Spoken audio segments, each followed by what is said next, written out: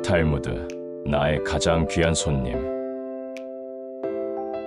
우리 인생의 황혼기에 접어들면 문득 이런 질문을 하게 됩니다. 나는 평생 무엇을 기다리며 살았는가? 혹시 우리를 정말 행복하게 해줄 귀한 무언가를 먼 미래에서만 찾고 있지는 않았을까요? 오늘은 탈무드에 나오는 현자의 지혜를 통해 우리 삶의 가장 소중한 순간과 손님이 바로 지금 여기에 있다는 것을 깨닫게 해주는 이야기를 들려드리겠습니다. 아주 오래전 나움이라는 부유한 상인이 살았습니다. 그는 넓은 저택과 많은 재산을 가졌지만 마음속 깊은 곳은 늘 공허했습니다. 그는 자신이 진정으로 행복해지는 특별한 날을 기다렸습니다. 어느 날 이 마을에 매우 존경받는 현자가 찾아왔습니다. 나움은 현자를 극진히 대접하며 물었습니다. 현자님, 저는 언제쯤 진정한 기쁨을 누릴 수 있겠습니까? 제게 가장 귀한 손님이 찾아오는 특별한 날이 올까요?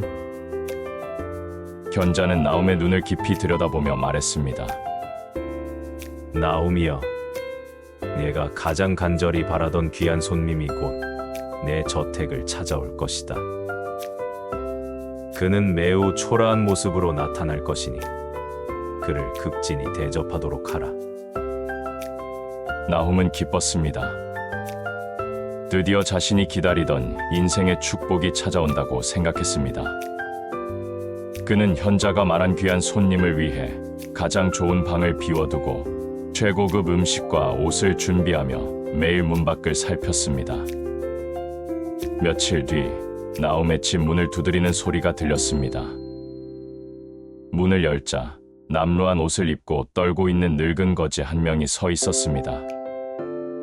날이 제가 며칠째 굶었습니다. 혹시 남은 빵 부스러기라도 얻을 수 있을까요? 나움은 거지를 보며 실망했습니다.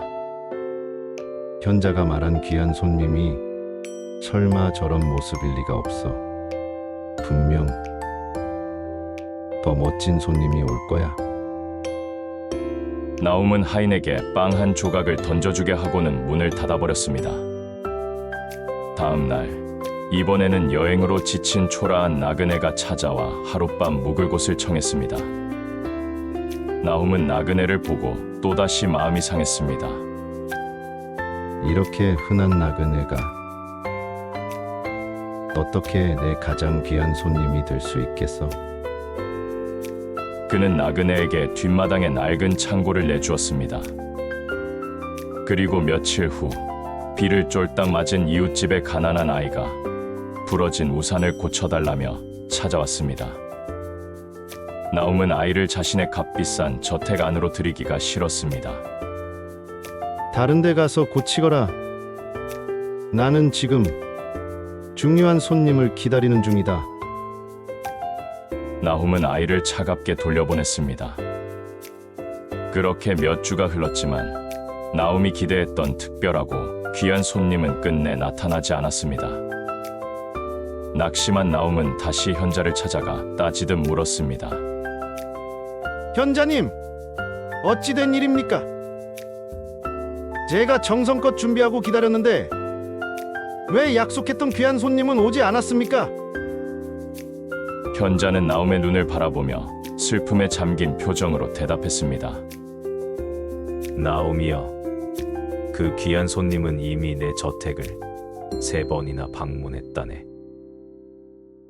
나움은 믿을 수 없어 되물었습니다. 예? 저는 오직 거지, 지친 나그네, 그리고 이웃집 아이밖에 보지 못했습니다. 현자는 눈물을 흘리며 말했습니다. 나움이여, 내가 평생 기다렸던 귀한 손님은 바로 사랑, 환대, 그리고 배려라는 이름으로 내 문을 두드렸다네. 내가 그 초라한 모습들을 외면할 때 너는 이미 내 삶의 가장 귀한 손님을 문전박대한 것이다. 세상의 가장 고귀한 가치는 늘 가장 보잘것없는 모습으로 우리에게 다가온다네. 너는 귀한 것을 기다리느라 내 주변에 이미 와 있던 소중한 기회를 알아보지 못했구나. 우리는 나움처럼 살 때가 많습니다. 우리의 삶이 더 특별해지는 먼 미래의 축복만을 간절히 기다리면서 지금 이 순간 우리 주변에 있는 가장 소박한 감사와 사랑을 놓치고 살죠. 탈무드의 가르침은 우리에게 말합니다. 진정한 삶의 부유함은 큰 것을 얻는 것이 아니라 작은 것 속에서 소중함을 발견하는 마음의 태도에 있다는 것을요. 여러분의 주변을 돌아보십시오. 힘들어하는 가족의 손길, 평범한 이웃의 따뜻한 미소, 오늘 하루 건강하게 숨 쉴 수 있는 감사함. 이 모든 것이 바로 여러분을 찾아온 가장 귀한 손님입니다. 오늘 하루 여러분의 마음의 문을 열고 지금 이 순간의 귀한 손님을 따뜻하게 맞이하시길 바랍니다. 오늘 영상은 여기까지입니다. 여러분의 좋아요와 구독은 영상 제작에 큰 힘이 됩니다.